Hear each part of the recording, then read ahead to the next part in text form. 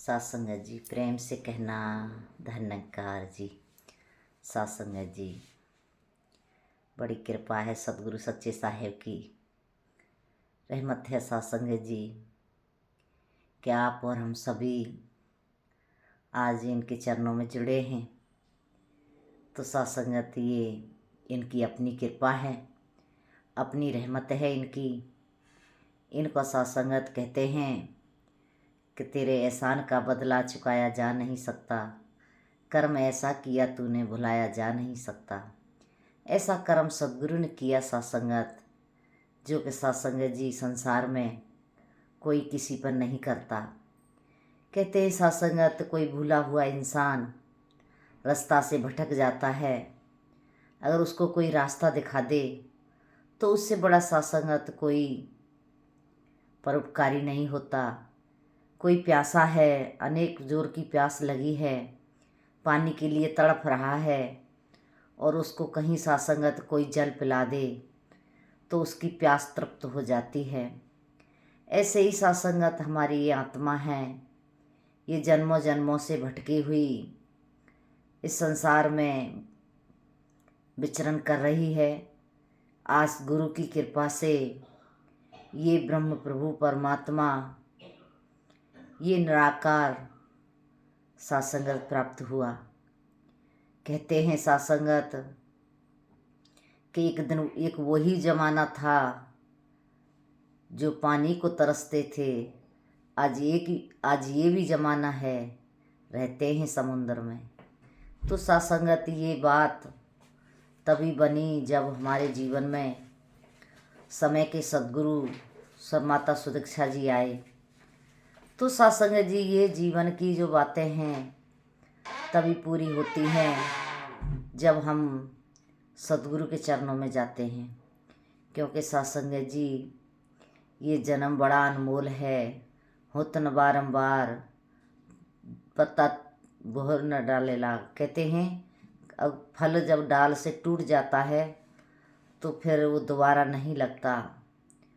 पत्ता टूटा साग से बहर न लागे द्वार, कि दोबारा फिर वो लग नहीं सकता। तो सात संगत जी, हमने अपने गुरु के बताए हुए मार्ग से चलना है। जैसे सद्गुरु कहते हैं वैसे ही सात संगत हमने अपने जीवन को जीना है। क्योंकि सात संगत, ये जीवन मिला है मनुष्य का।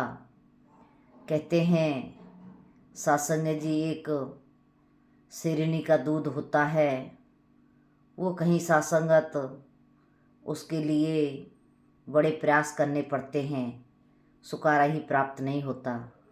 अगर प्राप्ति भी हो जाए तो उसे रोकना बड़ा मुश्किल है। उसके लिए सात संगत सोने का पात्र चाहिए, तब वो शेरनी का दूध ठहरता है। ऐसे ही सात संगत, ये मन है, इस मन में पहली बात तो सात संगत ये इस ज्ञान की तरफ बढ़ता ही नहीं है।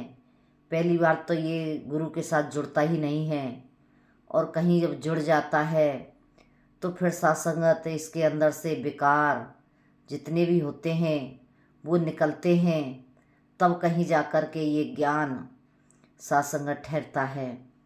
तो हमने अपने मन के विकारों को निकाल करके इस ब्रह्म ज्ञान को अपने जीवन में लेना है। क्योंकि सात संगत, हमारा जीवन आज सद्गुरु की कृपा से सात संगत सुलभ हुआ, इस मानव जन्म का लाभ मिला कि आए हरि भजन को ओटन लगे कपास। तो सात संगत, अब हरि भजन के लिए आए हैं तो हम हरि भजन करें। तो आज सद्गुरु माता जी इस हरि प्रभु परमात्मा के साथ सबका रिश्ता जोड़ रहे हैं, सबका नाता जोड़ रहे हैं, और जो भी इनके साथ जुड़ जाते हैं वो सात संगत अपने जीवन को सुखी बना लेते हैं, आनंद में बना लेते हैं। तो सात संगत, इसी तरह से हमने अपने जीवन को जीना है। एक बात सात संगत दासी को याद आ रही है। एक बार एक व्यक्ति कहीं घूमने के लिए किसी पहाड़ पर जाता है, तो सात संगत वहाँ से उसका अंधेरी हो जाती है, रात हो जाती है। उसको जब वो वहाँ घूम रहा होता है उसका पैर फिसल जाता है, पैर फिसलता है तो फिसलते फिसलते सासंगत वो कहीं नीचे आकर के किसी डाली किसी रस्सी के सहारे रुक जाता है। अब मन में अरदास करता है, बड़ी प्रार्थना करता है परमात्मा से कि प्रभु मुझे बचाओ, मेरा जीवन संकट में है, क्योंकि आप ही अब तो मेरी रक्षा कर सकते हो। रात भी है, ठंड भी पड़ रही है और आसपास कोई नज़र नहीं आ रहा। अब तो मेरी रक्षा आप ही कर सकते हो। जब सासंगत दिल से पुकार की, अरदास की, तो ये आकाशवाणी हुई। एक आवाज़ आई कि भाई तू बचना चाहता है? कि हाँ मैं बचना चाहता हूँ, मुझे बचाओ। तो कहते हैं, आवाज़ आती है कि रस्सी को छोड़ दे। सासंगत ये मन बड़ा चंचल है। अब सोचने लगा कि इस रस्सी के सहारे ही तो मैं बचा हुआ हूँ। अगर इस रस्सी को छोड़ दिया तो मेरे तो प्राण निकल जाएंगे। सासंगत उसने उस रस्सी को नहीं छोड़ा, पकड़े रखा। अब देखते हैं सासंगत ठंड की वजह से, डर की वजह से उसके प्राण वहीं निकल जाते हैं। अब सुबह देखते हैं लोग, तो देखने वाले कहते हैं कमाल है, ज़मीन से 2 फुट ऊपर था लेकिन रस्सी इसके जाड़े के कारण ये ख़त्म हो गया। अगर ये रस्सी को छोड़ देता तो बच जाता। तो सासंगत इसी तरह से आज समय के सद्गुरु भी हमको समझाते हैं कि हमने इस दुनिया के अहमों को, दुनिया के लोभों को छोड़ना है, लेकिन सासंगत हम नहीं छोड़ते। दासी की अपनी मत है, क्योंकि सासंगत जी एक ना एक दिन तो हमको सब छोड़ना ही पड़ेगा। कहते हैं राजी राजी गैर राजी छोड़ना पड़ेगा। इससे तो अच्छा है अभी से हम छोड़ना शुरू कर दें। तो सासंगत ये सद्गुरु कहते हैं, रहो घर गृहस्थी अंदर भगवे भेष बनाओ ना, मेहनत करके करो कमाई, बनो नहीं दूजे पर भार। कहते मेहनत करके कमाई करो, दूजे पे भार मत बनो और गृहस्थी में रहो, लेकिन इससे फिर भी अलग रहो। तो सासंगत अलग कैसे रहना है? शरीर करके तो हमने रहना है इसी में, लेकिन मन करके हमें इससे अलग रहना है। मन को हमेशा हर पल हर क्षण हमने गुरु के चरणों में लगा के रखना है, इस परमात्मा की बंदगी में लगा के रखना है। तो सासंगत जब ऐसी बनत बनती है तो सासंगत जी हमारे जीवन के वो जिसके लिए हमें ये मानुष का जन्म मिलता है, तो वो सासंगत बन जाती है। सासंगत वो बात मान लेता तो बच जाता। ऐसे ही सासंगत हमारा जीवन है। अगर हम गुरु की मानेंगे तो हम भी सासंगत 84 लाख योनियों से बच जाएंगे। हम भी सासंगत इस लोभ मोह अहंकार से बच जाएंगे। ये तो हमेशा फंसाने का ही काम करते हैं। सासंगत नमस्कार करने जाते हैं, मन में भाव आता है कि 20 रुपये की नमस्कार करूँगा, लेकिन पहुँचते पहुँचते 10 रह जाते हैं। हमारा मन सासंगत बहुत चंचल है, ये बड़ा लोभ की तरफ बहुत जल्दी चला जाता है। और जब ज़्यादा करते हैं तो फिर अहंकार भी आ जाता है कि मैं तो रोज़ 100 रुपये की नमस्कार करता हूँ, मैं रोज़ 50 रुपये की नमस्कार करता हूँ। तो वहाँ सासंगत अहंकार को भी नहीं आने देना है।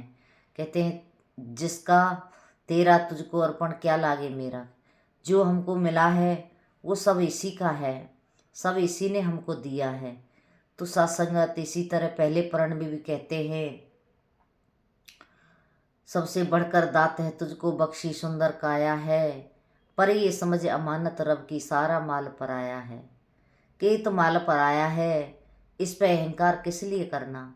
सासंगत एक बैंक में मैनेजर होता है, उसके पास कितना कैश आता है, कितना चला जाता है, उसे कोई दुख नहीं होता, क्योंकि उसे पता होता है ये मेरा नहीं है।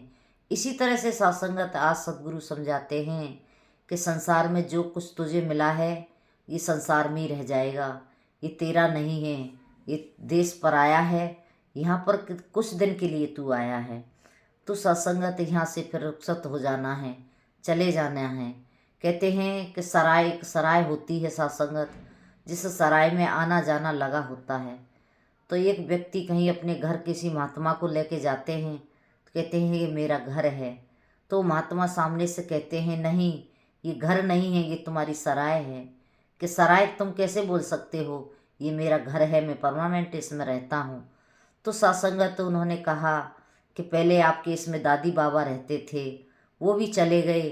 फिर आपके मम्मी पापा रहते थे, वो भी चले गए। आज तुम रह रहे हो, कल को तुम भी चले जाओगे। फिर तुम्हारे बच्चे रहेंगे, फिर एक दिन वो भी चले जाएंगे। तो घर कैसे हुआ, ये भी सराय ही हुआ। तो सत्संगत जहाँ से आना जाना होता है वो सराय ही होता है। तो सत्संगत कृपा करो, ये महात्मा हमको समझाते हैं कि हमने अपने जीवन को किस तरह से जीना है, कि हम सत्संगत अहंकार से बच करके इस प्रभु परमात्मा की बंदगी में रह करके, क्योंकि सत्संगत संसार में तो सब दुखिया हैं। कहते हैं अब दुखिया भुक्ति दुखिया, रंग दुखी विपरीता होए, कहे कबीर सकल जग दुखिया, संत सुखी मन जीता होए। तो सत्संगत संत ही सुखी होते हैं, क्योंकि संत अपने मन को शांत कर लेते हैं। ये प्रभु परमात्मा शांत है। इस शांत के साथ जुड़ कर के अपनी आत्मा को, अपने मन को शांत कर लेते हैं। वो सत्संगत इसको चलायमान नहीं रहने देते। जब ये मन शांत होता है तब ही सत्संगत जी ये बात बनती है। तो कृपा करो सत्संगत, ऐसी सुंदर भक्ति आज समय के सद्गुरु हर व्यक्ति को दे करके सत्संगत कल्याण कर रहे हैं। तो सत्संगत हमने भी इनके चरणों में ही जुड़ करके इस प्रभु परमात्मा की बंदगी करनी है। सत्संगत समय गया फिर हाथ ना आए, फिर पीछे पछताएगा। अब पछताए हो तो क्या, जब चिड़िया चुग गई खेत। कहते हैं फिर पीछे पछताता है, फिर कहाँ बात बनती है। सत्संगत समय गया फिर हाथ ना आए, फिर पीछे पछताना, पछताना ही पछताना रह जाता है, फिर सत्संगत बात बनती नहीं है। तो कृपा करो सत्संगत जी, हमने भी अपने जीवन को जिसके लिए ये मिला है, जिस काम के लिए मिला है, हमें वही काम करना है। संसार के भी काम करने हैं, नौकरी भी करनी है, बच्चों की पालना भी करनी है और सत्संगत मेहनत भी करनी है। लेकिन इसके करते हुए हमने कुछ समय भक्ति के लिए भी निकालना है। ध्यान कहते हैं ना, हाथ कारवल दिल यारवल। कहते हैं हाथ से कार्य करो और दिल से इस प्रभु परमात्मा को याद करो। जब इसको याद करते हैं, इसकी बंदगी करते हैं, तो सत्संगत फिर वो बात बन जाती है जिसके लिए ये मनुष्य का जन्म मिला है। तो सत्संगत दासी ऐसी अरदास करती है कि हम सभी सतगुरु माता जी के चरणों में जुड़ के इनके आदेशों उपदेशों को सत्संगत फॉलो करते चले जाएं। इनके आदेशों उपदेशों को मानते हुए अपने जीवन को जीते चले जाएं, क्योंकि सत्संगत यहीं से हमको सुख प्राप्त होने हैं। कहते हैं सत्संगत जी कहते हैं सब संसार में सब दुखी हैं, लेकिन संत सुखी मन जीता हो। कि संत ही सुखी रहते हैं, संत ही सत्संगत अपने मन को शांत कर लेते हैं। तो आओ सत्संगत, ये मन शांत तभी होगा तब हम बराबर सत्संगत सत्संग करेंगे। सत्संग की बड़ी ऊंची महिमा है। जब सत्संग करते हैं तभी सत्संगत हमारे इस मन पर काबू होता है। क्योंकि कहते हैं ना सत्संगत, एक बर्द होता है, बैल होता है जो गाड़ी में जुड़ता है, उसके नाथ पड़ी होती है तो सत्संगत वो काबू में रहता है। अगर उसके नाथ ना हो तो सत्संगत वो फिर अपने मन के हिसाब से सांड बन जाता है और सांड बन करके फिर उस तरह घूमता है, एक दूसरे में सत्संगत वो मारने के लिए भी तैयार हो जाता है। ऐसे ही ये मन है सत्संगत जी, इस पर जब हम लगाम लगा देते हैं इस ज्ञान की, तो सत्संगत फिर ये सही दिशा में सही मर्यादा में चलता रहता है। और जब तक इस पर ज्ञान की लगाम नहीं लगती, जब तक सत्संगत ये आवारा की तरह घूमता ही रहता है, ये जब जो चाहे करता ही रहता है। तो सत्संगत आज समय के सद्गुरु ने इस ज्ञान रूपी लगाम को लगा करके इस मन रूपी घोड़े पे, मन रूपी बैल पे सत्संगत जी काबू करने का हमको एक बड़ा सुंदर सत्संगत ज्ञान दिया है। तो हमने सत्संगत जी इनके साथ जुड़े रहना है, सेवा सुमरन सत्संग करते रहना है। तो दासी ऐसी अरदास करती है, पानी भरे पनिहारियाँ, रंग बिरंग घड़े भरिया उसका जानिए, जिसकी तोड़ चढ़े। साथ संगत पानी उसी का भरा हुआ माना जाता है जिसकी तोड़ चढ़ जाती है। तो हमारी भी तोड़ सद्गुरु के चरणों में निभ जाए, ऐसी अरदास प्रार्थना आपके लिए, अपने लिए, सबके लिए कि सबका भला करो भगवान, सबका सब विध हो कल्याण। साथ संगत वीडियो को लाइक शेयर कमेंट में ज़रूर करना, और चैनल पर नए हो तो चैनल को सब्सक्राइब कर लेना। ऐसी अरदास प्रार्थना आप जी के चरणों में है। प्रेम से कहना, धन्यवाद जी।